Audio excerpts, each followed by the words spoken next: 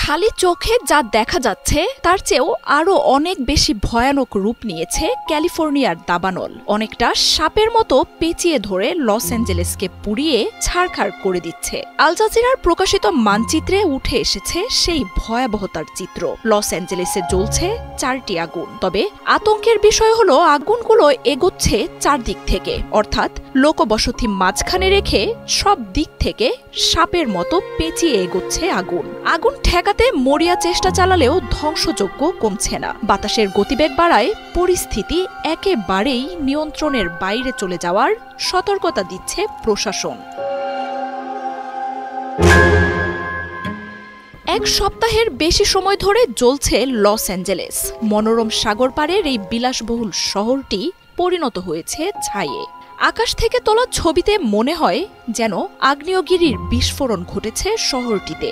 আগুনে এখন পর্যন্ত কতটা ক্ষয়ক্ষতি হয়েছে তার তথ্য প্রকাশ করছে গণমাধ্যমগুলো, যেখানে বলা হচ্ছে গোটা ওয়াশিংটন ডিসির সমপরিমাণ জায়গা এরই মধ্যে পুড়ে গেছে। 250টিরও বেশি ডিজাইন অপশন নিয়ে ওয়ালটন স্মার্ট ফ্রিজ, বোঝে আপনার প্রয়োজন।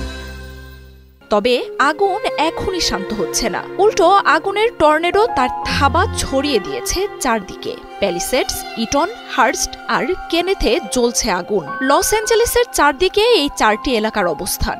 মাঝখানে রয়েছে কয়েক মিলিয়ন মানুষের বাস।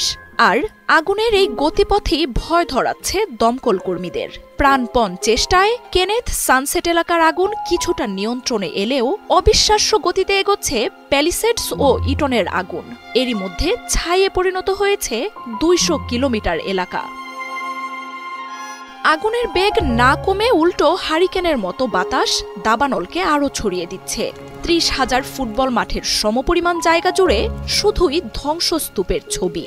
কয়েক ফুট উচ্চতার এসব ছাইয়ের স্তূপ ছড়িয়ে পড়ছে বাতাসে। পৃথিবী ধ্বংস হওয়া নিয়ে হলিউড যে কাল্পনিক সিনেমাগুলো বানায়, এখন তারই বাস্তব রূপ দেখছে লস অ্যাঞ্জেলেসের বাসিন্দারা।